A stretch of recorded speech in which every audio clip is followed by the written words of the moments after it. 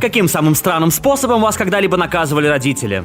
Родители говорили, что я слишком много времени провожу в Скайриме, когда он только вышел. Поэтому каждый раз, когда они уходили на работу, они забирали роутер. Хорошо, что для однопользовательских игр не нужен интернет. Ха-ха, мои родители вообще ничего не понимают в технике, поэтому они тоже делали что-то подобное, только еще более бессмысленное. Например, они могли выключить монитор, думая, что благодаря этому вырубится весь комп и игра на этом закончится. Или могли спрятать сетевой фильтр, при том, что все провода оставались воткнуты в сеть. Один раз моя мама зажала пальцем кнопку выключения на системнике, а я сидел за монитором с мышью и клавиатурой под рукой. И каждый раз, когда после зажатия кнопки выключения на экране вылезало окошко «Вы точно хотите выключить компьютер?», я просто нажимал «Нет», оставить компьютер включенным. За всю свою жизнь она так и не поняла, почему это не работало. Заставляли меня нюхать дыхание собаки, потому что если нам приходится терпеть запах из твоего рта, то тебе придется терпеть запах из пасти собаки. И так они делали множество раз. Сейчас это звучит смешно, но тогда мне было вообще не до смеха. Я умолял их выбрать любое другое наказание вместо этого. Каким-то образом родители разрешили мне с братом обзавестись примитивным луком и стрелами, из которых мы могли стрелять по картонной коробке на заднем дворе нашего дома. Я, будучи очень молодым и глупым, забрался в коробку, пока мой братец стрелял в нее. Родители не стали мучить меня лекциями по поводу того, насколько такие поступки опасны для жизни, и вместо этого заставили весь оставшийся день лежать на диване и представлять, будто бы я лежу на больничной койке. Лол, на самом деле это довольно уморительно. Когда я был ребенком, я терпеть не мог, когда мне приходилось вообще ничего не делать и просто ждать. Так что, возможно, это было очень даже эффективным наказанием. Меня заставляли наполнять разрезанные теннисные мячи монетками. Я до сих пор не понимаю, какой в этом был смысл, и вообще я не виновен. Это называется мячом питчера. Ты наполняешь теннисные мячи монетами, а затем обматываешь мяч изолентой. За счет этого теннисный мяч заметно утяжеляется, и его можно использовать для тренировки в бейсболе. Как сделать мяч питчера? Мы с сестрой как-то подрались из-за того, что я стащил ее картошку фри, и она ткнула в меня вилкой. Отец вывел нас во двор и связал веревкой лицом к лицу. Он сказал нам, что мы можем выбраться, когда научимся ладить друг с другом и работать вместе. У вас получилось поладить и выбраться оттуда? Да, но только после того, как мы перестали плеваться друг в друга. Когда меня наказывали, то заставляли сидеть на крыльце нашего дома, потому что если меня в наказание просто запирали в моей комнате, то я мог развлечь себя буквально чем угодно. Мог хоть с ворсом на ковре играться. В какой-то момент моего отца это достало. Он посадил меня на крыльцо и запретил с кем-либо общаться. Мне разрешалось говорить только то, что я наказан и не могу говорить. Случайный незнакомец проходит мимо. «Привет, я наказан. Мой папа сказал, что мне нельзя разговаривать с тобой». Когда я ругался, мама заставляла меня зайти в ванную и произнести все ругательства, которые я знаю, смотрясь в зеркало, чтобы я мог видеть, как гадко я выгляжу, когда ругаюсь. Так я понял, что если я захочу безнаказанно выругаться вслух, то все, что мне для этого нужно, это сказать «задница», а затем запереться в ванной и ругаться там сколько душе угодно. Лол. Когда я плохо вел себя в машине, мама опускала дверные стекла и говорила, что если я продолжу так себя вести, то в машину залетит птица. Мне не разрешали читать ничего, кроме школьной программы. Мой отец забирал мои книги про Гарри Поттера, потому что я слишком много читал. Изменено. Тем не менее, он возвращал их ближе к ночи, потому что чувствовал свою вину передо мной. Ему просто не нравилось, что вместо того, чтобы проводить время с семьей, я целыми днями читаю у себя наверху. Моя мама была довольно старомодной, поэтому никогда не чуралась порки, что и было моим привычным наказанием. Но однажды произошел довольно странный случай. Моя сестра обмочилась в кровати, и я стал высмеивать ее. Назвал ее маленьким ребенком и все в таком духе. В итоге она расплакалась, и это очень огорчило маму. В наказание мама заставила меня надевать подгузники каждый раз, когда их надевала моя сестра. Когда я была ребенком, главным наказанием от моей матери было поставить меня на колени на необработанный рис минут на 15. Я была обязана все время держать свою спину прямо, иначе длительность наказания увеличивалась. Мама наказывала меня таким способом, потому что ее мать точно так же наказывала ее вместе с братом. В какой-то момент она перестала использовать это наказание, потому что поняла, что методы моей бабушки очень деспотичные. Мама никогда не чувствовала себя хорошо, наказывая меня таким образом. Хорошо, что моей младшей сестре уже не приходилось испытывать на себе это наказание. Сначала я ощущала из-за этого какую-то обиду, но сейчас я рада, что ей не пришлось проходить через все это. Опоздал на ужин, за что мне было позволено есть только бутерброды. Повар из моей матери просто ужасный, поэтому я был вполне не против. Козлиная тряпка. До сих пор снится в кошмарах. Для тех, кто не знает, козлиная тряпка — это тряпка, которую провели по всему телу козла, чтобы она хорошенько пропиталась его потом и прочими выделениями. семьями. Обычно такие тряпки используют в целях разведения коз. В нашем городке в Алабаме эта тряпка стала еще и популярным средством для наказания детей. Некоторые фермеры даже продают такие тряпки именно для этих целей. Обычно родители выводили подростка на улицу, вытаскивали козлиную тряпку из банки и накидывали ее ребенку на лицо и завязывали узлом на затылке. Оставалось достаточно пустого пространства, чтобы дышать, но недостаточно, чтобы хоть как-то избегать этого запаха. Поначалу я не понимала, почему все так сильно боятся этой тряпки, пока однажды мои родители не нацепили ее на меня за то, что я тайком уходила ночью из дома, чтобы встретиться со своим парнем. Меня вырвало. Сильно. Остальные штаты. Жестоко ли пороть детей? Может да, а может и нет. Алабама. Клетус, тащи вонючую тряпку, пора заняться воспитанием. Я всегда был довольно творческим человеком. Мне было плевать на футбол, тачки и вот это все. Никто никогда меня за это не унижал, семья во всем поддерживала. Но мой отчим был просто злым гением. Когда я выходил за какие-то рамки поведения, он всегда давал мне выбор: либо ложиться спать пораньше, либо жить в комфортном мне режиме, но в уплату за это составлять ему компанию для просмотра спортивных матчей в гостиной. При этом я не мог как-то отстраниться и параллельно, например, что-нибудь читать, ведь он сидел рядом и постоянно болтал со мной об игре, объяснял правила, статистику игроков и что-то еще. И мне приходилось поддерживать его болтовню. Сейчас мне 34, и мы иногда до сих пор вспоминаем все это с улыбкой. Жесткие были времена. Справедливости ради, возможно, твой отчим просто хотел проводить с тобой время и увлечь тебя чем-то, что нравится ему самому. Если мой сын вырастет, так и не полюбив спорт, не буду врать, меня это огорчит. Да, я приму все его увлечения, чтобы он не полюбил, но сейчас я надеюсь на то, что он все же будет интересоваться спортом и радоваться каким-то интересным моментам в матче так же, как и я. Когда я делал что-то, что заслуживает наказания, мои родители забирали у меня читательский билет из библиотеки, так что я просто запомнил номер своего билета. Когда они это поняли, то отказались провожать меня в библиотеку во время моего наказания. Тогда я устроился волонтером в эту библиотеку, и им все-таки пришлось встречать меня оттуда раз в неделю. Импровизируй, приспосабливайся, преодолевай. В начальной школе я как-то раз получил плохую оценку за контрольную по математике. На следующий день, когда отец подвозил меня в школу, я сказал, что ему нужно кое-что подписать, ту контрошу. Он был так взбешен моей оценкой, что хоть мы уже и опаздывали, он все равно развернулся обратно и проехал 3 километра до дома, выпорол меня там и сказал, чтобы я шел в школу пешком. Я очень опоздал в тот день. Я понимаю, что родители хотят, чтобы их дети хорошо учили в школе, но злиться из-за плохих оценок — это так тупо. И к тому же это приводит только к ухудшению успеваемости. Мои родители орали на меня каждый раз, когда моя фотография не попадала на доску почета, и говорили такие вещи, после которых я чувствовал себя куском дерьма. Из-за этого, вместо того, чтобы обратиться к ним за помощью, когда у меня возникали проблемы в школе, я, напротив, старался как можно меньше говорить с ними об учебе. Не такое уж и странное наказание, но обернулось оно странным образом, как мне кажется. Когда мне было лет 5 или 6, произошло что-то, я правда не помню, чем я тогда заслужил наказание, из-за чего мои родители заперли меня в комнате и выключили свет. А я никогда не мог уснуть с закрытой дверью и без света, хотя бы включенного в коридоре или где-то еще. И что вы думаете? Я просто через некоторое время уснул с закрытой дверью и без света. Благодаря этому я научился засыпать в закрытой комнате в темноте. Как по мне, сработало очень даже хорошо.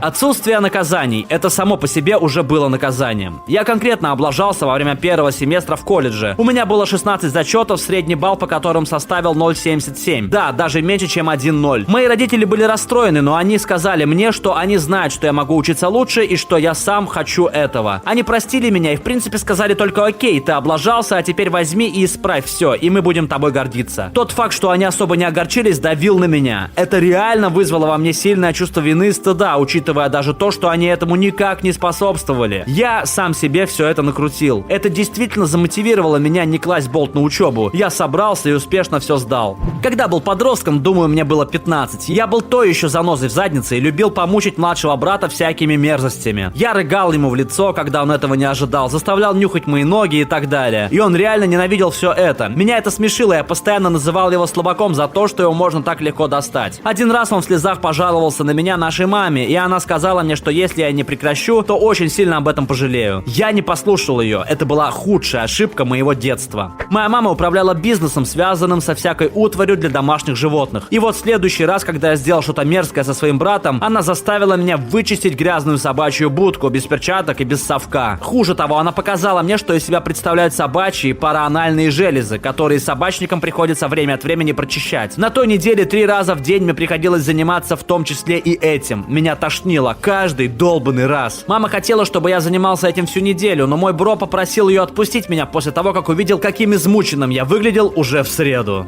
Большое спасибо за просмотр, и в комментариях под видео можешь написать, а каким самым странным способом наказывали тебя родители. И не забудь посмотреть наши другие выпуски. Пока!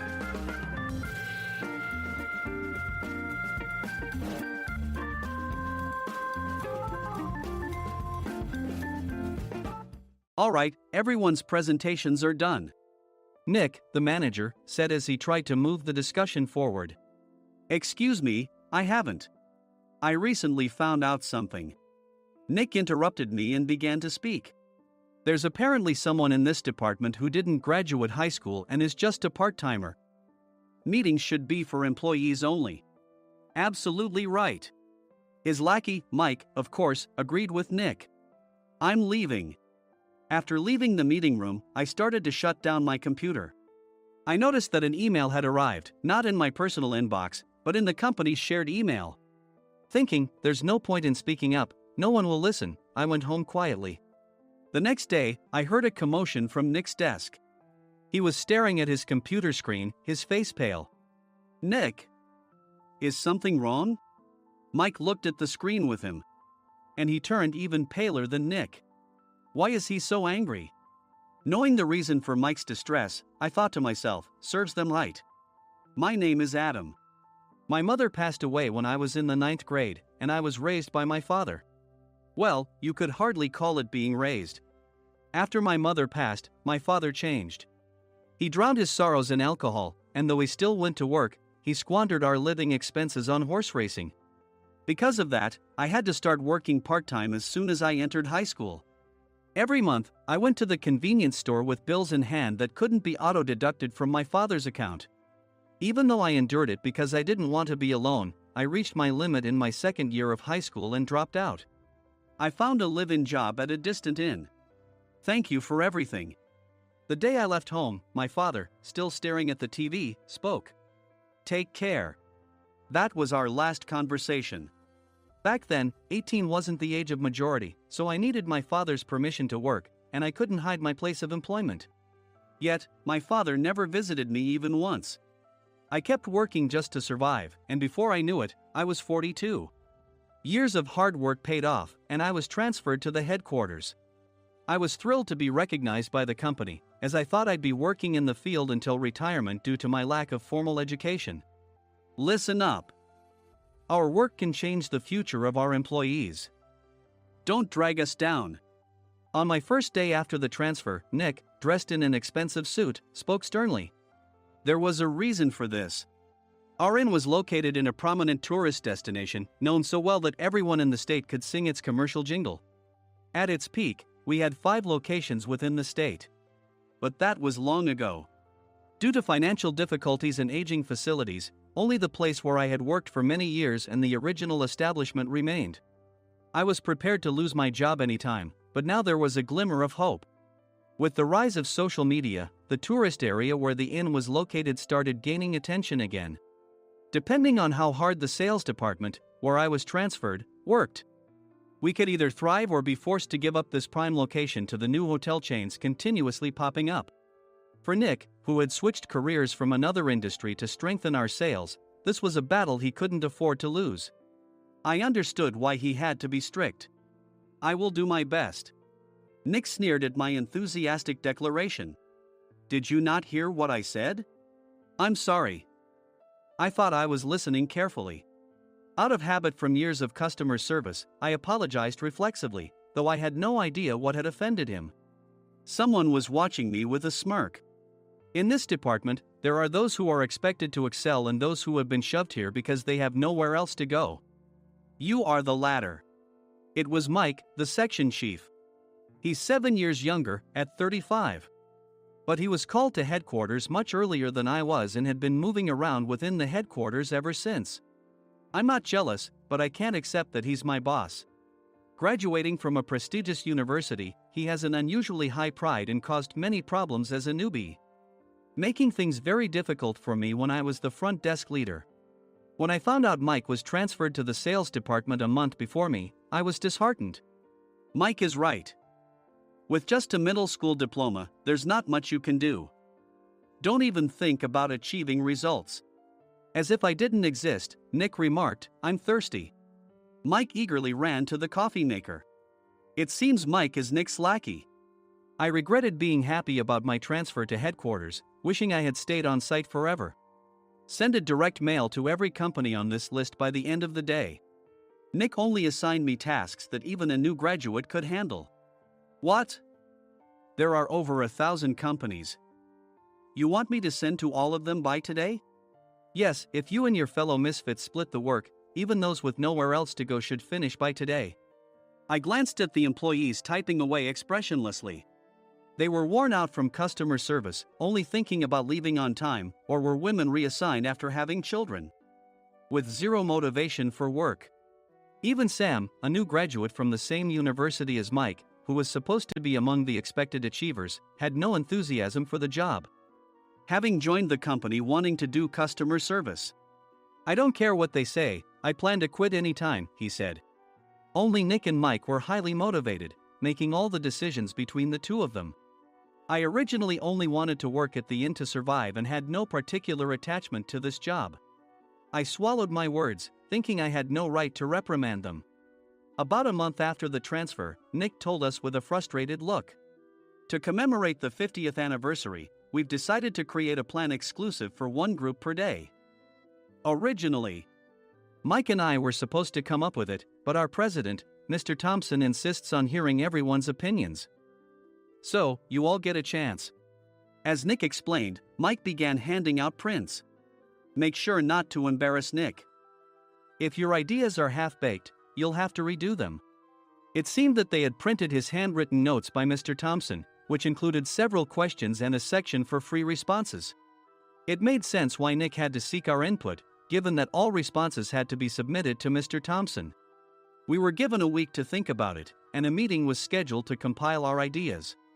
My plan is to let guests enjoy both the old and modern America. Nick began the presentations. Guests would watch a master confectioner at a nearby traditional sweet shop make sweets in front of them. The welcome drink would be premium tea in a bottle. Nick's plan was certainly attractive.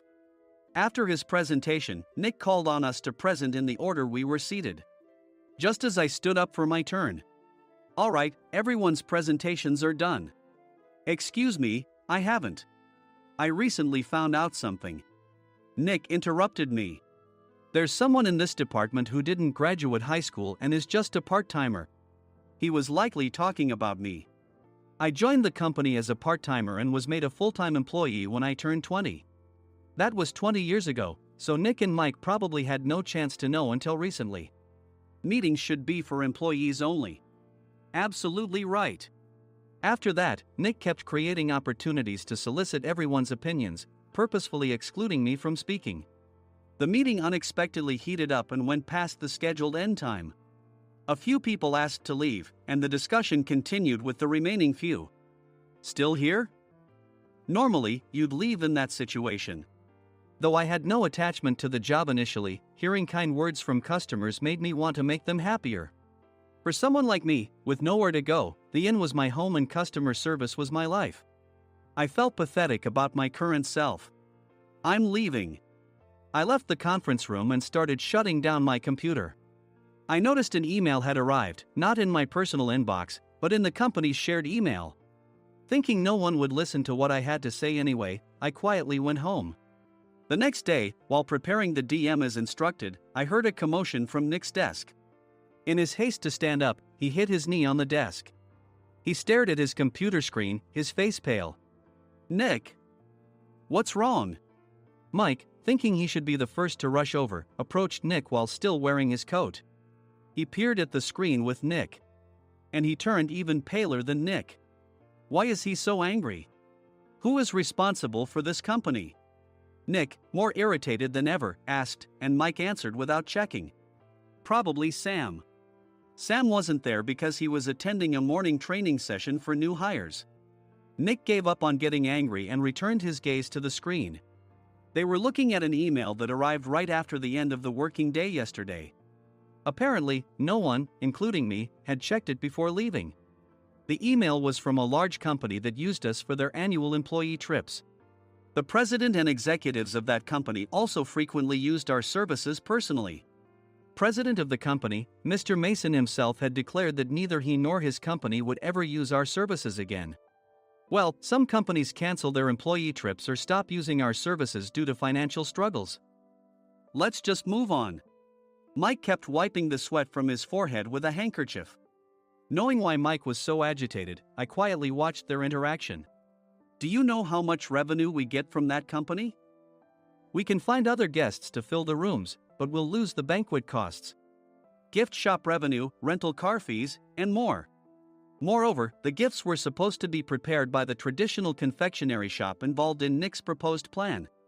If it's known that we incurred such a huge loss at this critical time, Nick's position in the company would be jeopardized. Nick took a deep breath, seemingly trying to calm himself. All right, Mike. Go to New York right now and apologize to Mr. Mason. What? You're coming with me, right? I have urgent work to do. I trust you, which is why I'm entrusting this to you. Please. Mike, believing Nick's sincerity, agreed with a determined look on his face, saying, yes. That's Nick for you. Even if Mike went to apologize, Nick would shift all the blame onto him if the client didn't change their mind. Well, it was Mike's fault to begin with, so it served him right. About 3 hours later, Sam answered a call from somewhere and repeatedly apologized, saying, I'm very sorry. Everyone watched to see what was happening. After ending the call, he informed Nick with a weary tone. When Mike arrived at the client's company, he only made things worse, further infuriating Mr. Mason. He was demanding, get his boss here immediately. It was no wonder Sam was exhausted, dealing with such a call right after returning from training. What is that idiot doing? All right, Adam, you're coming with me. If sacrificing Mike didn't work, then I must be next. Normally, I'd want to refuse at all costs, but I saw an opportunity in this situation. If I can be of assistance, I'd be happy to join you. I immediately followed Nick, and we flew to New York. When we introduced ourselves at the reception, it became clear how serious the situation was, as the receptionist personally escorted us to the president's office. Angry voices leaked through the door, making both Nick and me uneasy. Excuse me. I'm Nick, the supervisor. I understand my subordinate has caused you trouble, and I deeply apologize. Nick, with his experience in the corporate world, knew enough to offer an apology before excuses. However, his customer service skills left much to be desired. I sighed as I saw Mike trembling like a small dog in the corner of the room. What kind of training are you giving your subordinates? Mr. Mason glared at Nick with a red face. The intensity of his gaze made even Nick take a step back. Regrettably, I joined this company only 2 years ago and was unaware of Mike's issues. I should have identified his shortcomings sooner. Indeed. I should have realized sooner. No sensible person would come to apologize and then give a lengthy presentation on the drawbacks of not using their in. Nick froze, his mouth slightly open. Suspecting the worst, I picked up the documents that had fallen to the floor. It seemed Mike hastily prepared these documents on the plane, listing the disadvantages. Disadvantage 1: if you change the venue for the company trip, employees might suspect it's for cost-cutting reasons, leading to a negative impression. Reading it aloud half-jokingly, Nick snatched the papers from my hand and checked the contents with a furious expression. Among the stack of documents was a receipt from a nearby convenience store's copy machine. I felt a pang of dread, hoping he hadn't shown the receipt as well. What do you think he said when I asked what kind of nerve he had to do this? I'm very sorry. Faced with the dire situation, Nick must have thought there was nothing left to do but apologize. In a voice smaller than I'd ever heard from him, he uttered words of apology. He said, I'm a Harvard graduate. I don't believe I said anything wrong. Mike, what have you done? Forgetting his plan to pin the blame on Mike, Nick yelled loudly, even in front of Mr. Mason. I didn't do anything wrong. You're still saying that? Look at him. Mike pointed at me with a shaking hand. I was assigned to headquarters in my 20s and now I'm a section chief. This guy only made it to headquarters at 42. Everything I've done proves I was right. So why are we losing the contract? Having said his piece, Mike collapsed to the floor. Of course. You were sent there because you had nowhere else to go. Mike never expected to hear such words from someone he looked down upon. He lunged at me, and Nick hurriedly stepped in to stop him. Mr. Thompson told me Mike is a quick thinker, and to take good care of him. There's no way he was pushed aside. Don't make things worse here. He didn't say quick thinker, he said only quick-witted, didn't he? I don't remember that part. I recalled the many troubles Mike caused when he was a newbie. When Mike was on the front line, his pride was so high that he never apologized to customers. Customer service, especially in our job, doesn't work alone. It brings both good and bad situations. If the front staff or housekeepers made mistakes, or the cleaning company didn't properly clean a room, one had to apologize to the customers regardless of personal fault.